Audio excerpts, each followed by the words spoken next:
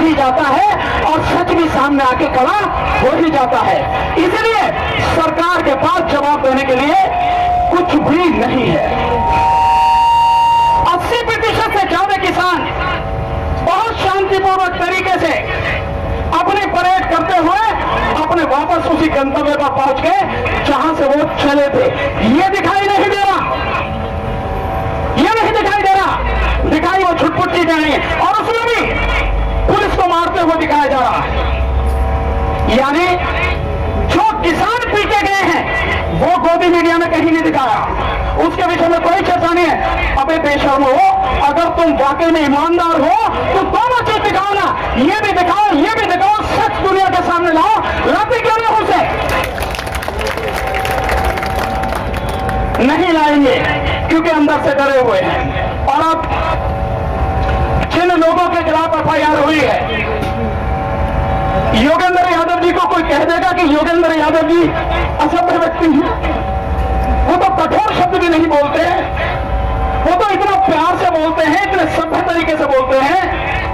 फिर भी उनका नाम और उनके बीच में अपील भी है कि जो भी साथी हैं वो सारे साथी इस चीज को कोई भी नहीं करे और चुपचाप अपने पहुंचे उसी गंतव्य पर जहां। ये उनकी अपील भी है बीच में, सबने सुनी होगी, आप लोग सुने।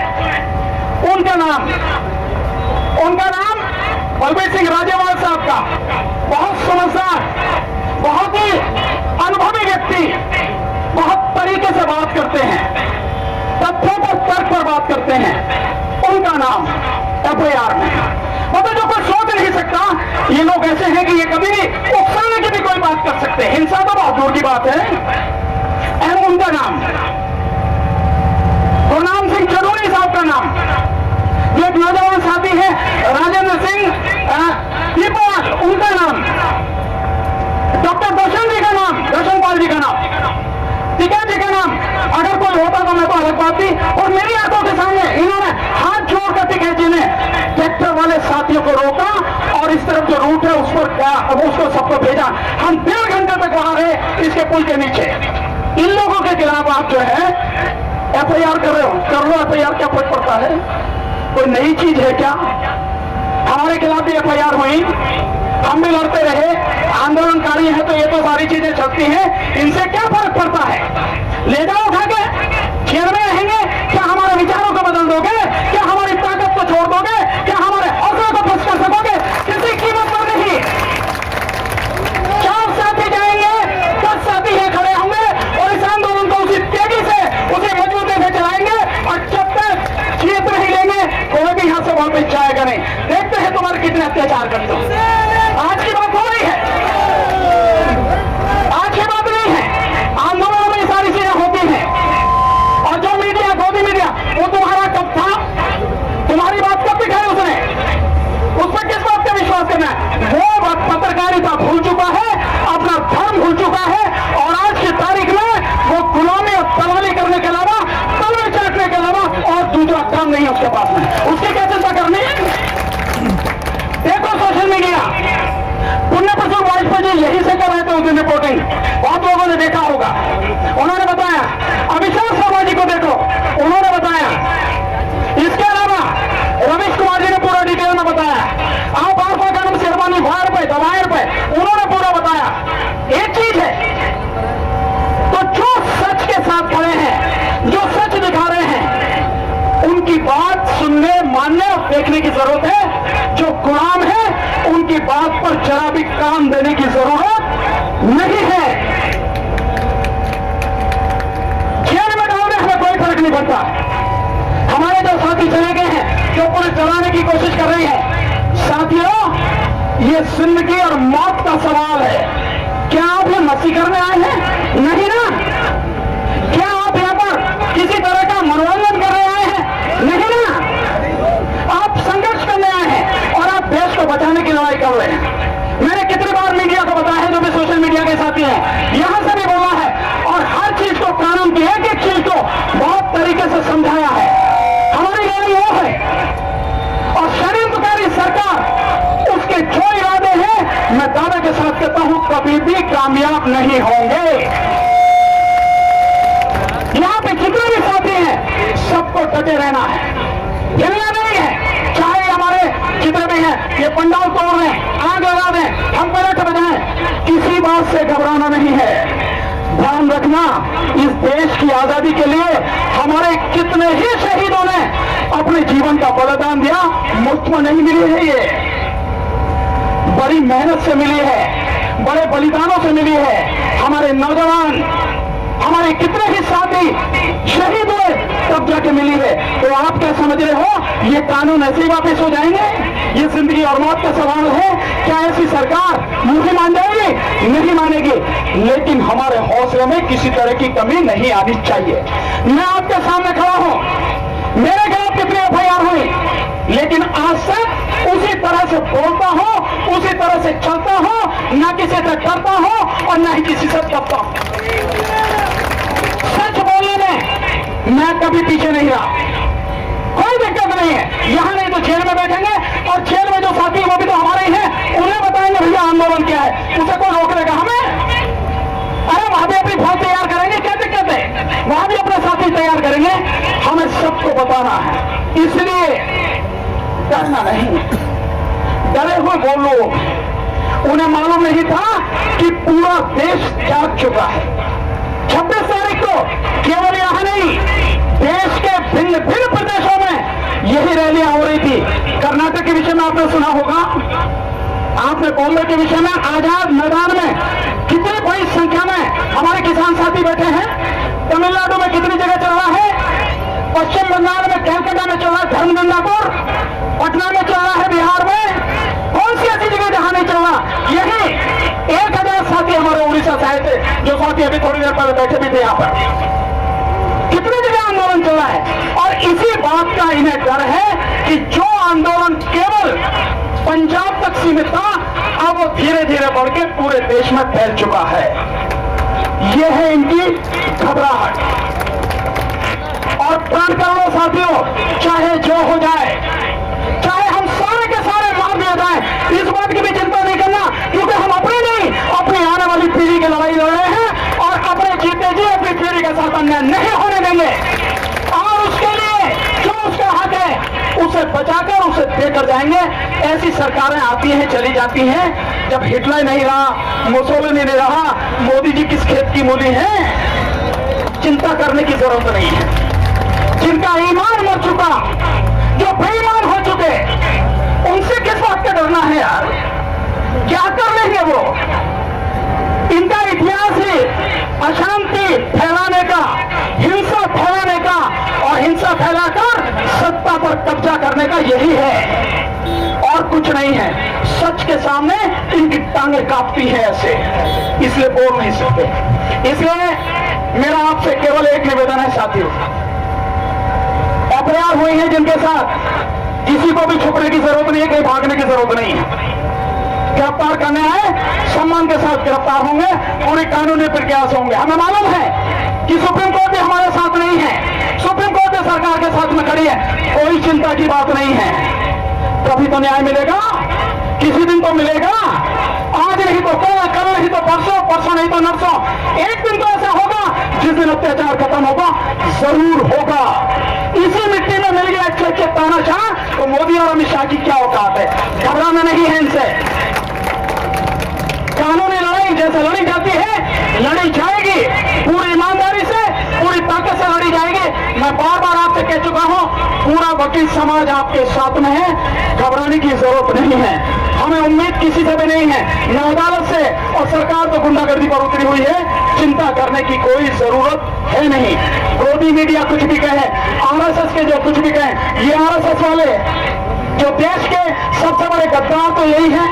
आरएसएस के हेडक्वार्टर पर कभी इन्होंने देश का ध्वज नहीं लगाया, ये है। और जिस वीर सावरकर की बात करते हैं, वीर सावरकर की, जिसे अपना सर्वा मानते हैं, वही वीर सावरकर अंग्रेजों से माफी मांगते उन्हीं की पेंशन पे जिंदा रहा, ये इनकी बात करते हैं, ये इनकी औकात है। आजादी के आंदोलन में इनका इतना सा भी हिस्सा नहीं, और आज अपने आप को समझ रहे हैं कि तुम सब समझ लोगे। एक चेतावनी देना चाहता हूं, माननीय मोदी जी, आपके दिन अब लग चुके हैं, लग चुके हैं, अब कुछ बचा नहीं है बाकी। और ये आपके जाने से हम आपको सहयोग कर रहे हैं, इसीलिए जो रूट बताया हम उससे जा रहे हैं। तो जब पुलिस कमिश्नर ये कह रहे हैं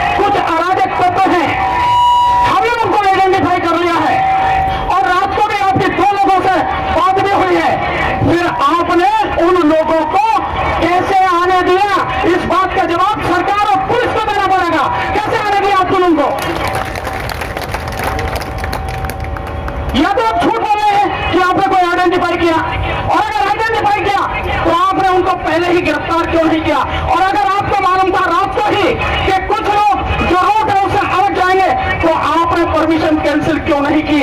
आपने किसान नेताओं की जानकारी में लाए क्यों नहीं? आप, ये आपकी जिम्मेदारी थी, लेकिन सब कुछ नहीं किया और बड़े तरीके से सब कुछ होता रहा। और लाल किले पर आपने देखा होगा एनडीटीवी में पुलिस वाले कैसे आराम से कुर्सी पर बैठे, कैसे कुर्सी पर बैठे बड़े आराम से, और सैकड़ों की संख्या में, और सबके सामने सब कुछ हो रहा। कौन है इसका जिम्मेदार? और ये जो परेड है, ये परेड होने से 26 जनवरी से कुछ दिन पहले ही केवल इंडिया गेट तक सीमित क्यों कर दी गई? ये परेड वहां से चलती है विजय चौक से, और विजय चौक से चलती हुई राजपथ होते हुए इंडिया गेट आती है, और इंडिया गेट के बाद में इधर सुप्रीम कोर्ट होते हुए आईटीओ होते हुए लाल किले तक जाती है। क्यों आपने चेंज करी? क्यों रोके आपने? इसका मतलब यह है इस आंदोलन को बदनाम करने के लिए आपके दिमाग में गंदगी पहले ही चल रही थी। एक मौका है और इस आंदोलन को बदनाम कर, इसके अलावा और कुछ नहीं है, सिर्फ यही है। इसके अलावा ये तो मेरे आंखों देखी बात है, सारी की सारी मैंने बताई आपको।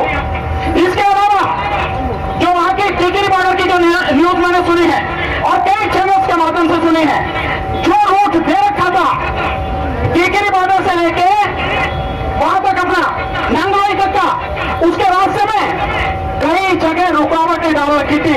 मैं जरा पूछ सकता हूं, जब रूट हमें दे रखा था तो बीच में बैरिकेड क्यों लगा रखे थे, रुकावटें क्यों डाल रखे थे? बताओ, इसके जवाब है कि तुम्हारे पास? अगर तुम इतने ही बड़े अच्छे हो, इतने ही देशभक्त हो, जबकि मैं जानता हूं तुमसे बड़ा गद्दार, तुमसे बड़ा देशद्रोही इस देश में कोई नहीं है, फिर भी अगर तुम ये बात कह रहे हो तो तुम इस बात का जवाब दोगे कैसे ये तुमने बैरिकेड बीच में लगा रखे थे? इस बात का जवाब तो मुझे नहीं देना, ये तो पुलिस प्रशासन को देना है, सरकार को देना है, लेकिन नहीं, बदनाम करना चाहते हैं। और जो गोदी मीडिया है उसे भी केवल एक पक्ष दिखाई दे रहा है। इतना बड़ा आंदोलन, इतने बड़े आंदोलन में लाखों की संख्या में ट्रैक्टर और लाखों की संख्या में किसान मजदूर यहां आया हुआ है, और उसी की खबर की वजह से सरकार की टांगें कांप रही थी कि ये कैसे हो रहा है, इतने लोग कहां से आ रहे हैं। उत्तर प्रदेश की बात कर रहे थे, पूरा उत्तर प्रदेश यहां पे था उस दिन, जिसने देखा नहीं उसके तो जानता नहीं, लेकिन जिसने देखा उसने वो नजारा देखा होगा। पूरा उत्तर प्रदेश का किसान यहां पर था, यही हालत थी। तो आपको काम क्या करना था? आपको जो आपने वादा किया तरीके से वो रूट बनाना था, ताकि पूरी परेड व्यवस्थित तरीके से चली जाए और शांतिपूर्वक संपन्न होकर वो दिन बीत जाए। ये जिम्मेदारी आपकी थी और आपने नहीं निभाई, और अब आप आरोप लगा रहे हो हम पर। और फिर भी इस घटना को जो हुई है थोड़ी सी लाल किले पर हुई, लाल किले के बाद में थोड़ी सी आईटीओ पर हुई, जहां पर हमारा एक साथी शहीद हो गया। और आपको मैं बता रहा हूं, वो जो रिपोर्ट है, वो जो देख रहे हैं आप, फोटो में साफ है, हमारे उस साथी को यहां गोली लगी है। हमारा एक साथी शहीद हुआ है, हमारे बीच में नहीं है, उसको भावभीनी श्रद्धांजलि। और जिन भी साथियों को, चाहे हमारे किसान साथी हो, चाहे पुलिस के साथी हो, जिनको भी उस दिन चोट लगी है, उनके प्रति मेरी हार्दिक संवेदना, और मैं उम्मीद करता हूं कि वो जल्दी स्वस्थ हो जाएंगे। मंच पर बैठे हुए सभी सम्मानित साथी और मंच के सामने बैठे हुए सभी मेरे माताएं, बहनें, बुजुर्ग, मेरे सभी नौजवान सम्मानित साथी, साथियों, जो 26 तारीख को हुआ, मैं बिना किसी शक शुबहा के, बिना किसी लाग लपेट के और बिना किसी संकोच के बहुत सीधे सीधे कह रहा हूं, ये केंद्र सरकार की प्रशासन के साथ मिली हुई भगत से हुआ है और कोई इसका दूसरा कारण नहीं है। मैं इसका उदाहरण बताऊंगा। बहुत अच्छा है कि हम यहां पर हैं और मैं उस आंदोलन में, क्योंकि सुबह से आप सबके साथ में था, एक एक चीज मेरे सामने की है, मुझे किसी के प्रमाण की जरूरत नहीं है, मेरी आंखों के सामने सब कुछ हुआ है। इसकी जरा आवाज ठीक करना, ये शोर न मचा जी।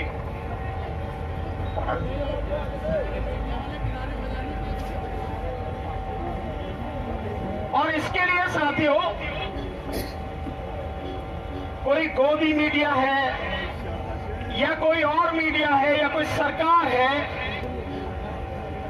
या भाजपा के लोग हैं या आरएसएस के लोग हैं, ये क्या कह रहे हैं आपको इस पर किसी पर ध्यान नहीं देना है, क्योंकि वो सच बोल नहीं सकते, सच बोलने की उनकी हिम्मत नहीं है।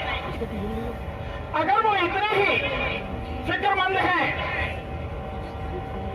कि लाल किले पर झंडा फहरा दिया गया, तो क्या इस बात का जवाब है उनके पास में कि प्रधानमंत्री ने राष्ट्रीय धरोहर को किसी प्राइवेट कंपनी को, प्राइवेट व्यक्ति को कैसे दिया? इस बात का जवाब, ये उनकी जागीर तो नहीं थी, देश की संपत्ति है, आपने किस अधिकार से डालने को दे दिया वो? और एक नहीं है, ऐसे कितने उदाहरण हैं जो पूरा देश प्रधानमंत्री ने बेच दिया। आप पहले भी सुन चुके होंगे, साथी बता के गए होंगे, सोशल मीडिया में लगातार आप देख रहे हैं, किसी भी आरएसएस के व्यक्ति में, किसी भी बीजेपी के व्यक्ति में और किसी भी दलाल और गुलाम मीडिया में इतनी हिम्मत नहीं है जो इस बात का जवाब दे सके और जिस आदमी ने झंडा फहराया प्राइम मिनिस्टर के साथ में बैठकर फोटो कैसे खिंचवा रहा, देना इस बात का जवाब। कैसे वो गृहमंत्री के साथ में बैठा हुआ मीटिंग कर रहा, जवाब उसके साथ में कैसे फोटो खींचे हुए हैं? हिम्मत है तो कौन है इसके जाओ। और थोड़ा और पीछे चले जाते हैं, ध्यान है राजस्थान की हाई कोर्ट पर भगवान लगाया गया था, कोई भूला तो नहीं होगा, जयपुर में जो घटना घटी थी, कौन थे वो लोग, क्या किया उस समय तुमने? कुछ नहीं किया। और आज ये सारी घटना जो तुम्हारी द्वारा प्लांट है, इस सबको आप सारा आरोप किसानों पर मंड रहे हो। अब मैं आपको उस दिन की घटना पर ले जाता हूं, बाकी और जगह की छोड़ देता हूं, लेकिन यहां से इसकी गाजीपुर बॉर्डर की बताता हूं। आप देखिए इस साइड में रोड चल रही है, ये रोड इधर से जाने वाली है और ये भी रोड इधर से जाने वाली है, बराबर वाली रोड भी इधर ही जा रही है। ये 14 लेन का पूरा है हाईवे जो दिल्ली से लेके मेरठ तक है। और आपको ध्यान होगा, जब एक बाई इलेक्शन हुआ था, उस बाई इलेक्शन में ये यही तक रोड बनी थी, इससे आगे की बनी नहीं थी। तो देश के प्रधानमंत्री उस इलेक्शन को प्रभावित करने के लिए इसी पर 4 घंटे तक नाच रहे थे। ये वही रोड है, ध्यान होगा सबको। ये 14 लाइन की रोड है। इस 14 लाइन की रोड पे चारों तरफ ट्रैक्टर थे। कहां जाएंगे जब इतनी संख्या में ट्रैक्टर है? स्वाभाविक यही रहेंगे। प्रशासन की क्या जिम्मेदारी है?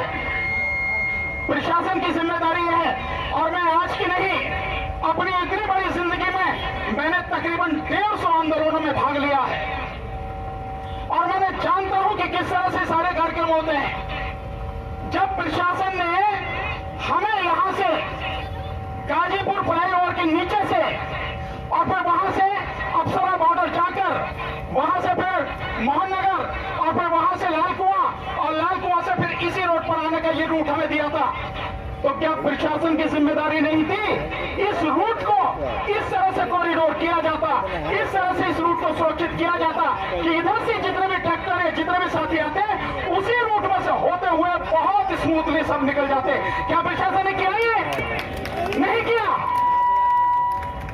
इस रोड में आप चले जाइए और इसके बराबर वाली ये 3 और 3 6 लाइन की रोड है। इसमें यहां से लेके और दिल्ली जब तक रिंग रोड आप टच नहीं करोगे, कोई कट नहीं है, किसी भी तरह का कोई कट नहीं है। गांव का आदमी क्या जानेगा? यहाँ तो दिल्ली के रहने वाले, आसपास के गाजियाबाद के रहने वाले वो कई बार भटक जाते हैं। तो जो ट्रैक्टर यहाँ खड़े थे, जो लोग यहाँ खड़े थे, क्या प्रशासन की जिम्मेदारी नहीं थी कि बीच में से डिवाइडर हटा के और एक कॉरिडोर ऐसा बनाना चाहिए था जो सारे के सारे यहाँ से स्मूथली उस तरफ आते और उसके बाद गाजीपुर फ्लाईओवर जो है से निकलते हुए वहां निकल जाते। किसकी जिम्मेदारी थी ये हम करते तो हम पर 427 का मुकदमा लगता। आईपीसी की धारा 427 का कि सरकारी संपत्ति को नुकसान पहुंचाया। डिवाइडर हम तो नहीं हटा सकते, पुलिस को हटाना था डिवाइडर, प्रशासन को हटाना था डिवाइडर, क्यों नहीं हटाया? क्यों? क्योंकि आपके आकाओं ने कह रखा था इस आंदोलन को बदनाम करना है और इससे बढ़िया कोई मौका नहीं है, इसलिए आपने बीच में से डिवाइडर नहीं हटाए, जिसकी वजह से ये सारी व्यवस्था गड़बड़ हुई। जिम्मेदार कौन है? आप है जिम्मेदार। मैं आपसे पूछना चाहता हूं, प्रधानमंत्री या गृह मंत्री कोई भी है, पूरी बीजेपी सरकार यहां आके आ जाए और इन दोनों लाइन में खड़ी हो जाए, अगर वो दिल्ली वहां तक यमुना पार करके रिंग रोड तक ना पहुंचे, बीच में कहीं कोई कटनी है तो कहां पहुंचेगी वो? अगर उसे जाना है तो रूट आपको क्लियर करना है, हमारी जिम्मेदारी नहीं है ये आपको करना था। आप बताइए कि जब बीच में डिवाइडर, उस तरफ डिवाइडर, इस तरफ डिवाइडर, जो लोग यहां खड़े हैं, सामने आपने कंटेनर लगा रखे हैं, रोड को ब्लॉक किया हुआ है, कहां जाएगा आदमी? जो आम जनता है, जो लोग आए हैं किसान, उन्हें तो मालूम है ना कि जब परमिशन आपके पास में है, फिर डिवाइडर क्यों लगा रखा आपने? ये आपने बैरिकेड क्यों लगा रखे? कंटेनर डाल के क्यों लगा रखे? कहां जाएगा? और आपने ऐसा भी नहीं किया कि यहां से चलते हुए, अगर आपको ये होना चाह, आपका प्लान ये होना था कि अगर कुछ लोग इधर भी चले जाएं, तो आप रिंग रोड पर वहां रोकते और वहां लोगों को यू टर्न घुमा के और कहते कि ये रोड नहीं है, ये है आपका। हमारी जिम्मेदारी क्या थी? हमारी जिम्मेदारी थी सभी साथियों को जो रूट दिया गया उस पर ले जाएं। मैं भी वही था, मंच के संचालन करने वाले बहुत सारे लोग, इस सारे गाजीपुर, इस बॉर्डर की, इस सारे मोर्चे की व्यवस्था देखने वाले संत बाबा जी भी हमारे साथ में थे, राकेश टिकैत जी साथ में थे। राकेश टिकैत जी ने हम सब ने हाथ जोड़ के, जो साथी उधर जाना चाहते थे, गाजीपुर फ्लाईओवर के नीचे से सबको इधर भेजा हमने, वहीं पर तो हमारी आंखों के सामने का है सारा। और उसके बाद जो साथी आगे चले गए, मैंने खुद रिक्वेस्ट की कि आप 4-5 लोग जाइए, जो आगे चले गए हैं उन्हें वापस लेकर आइए, क्योंकि वो पुलिस की बात नहीं मानेंगे, इसलिए हमें जाना पड़ेगा। तो 4-5 साथी यहां से वहां गए और उनको वहां से वापस लेकर आए।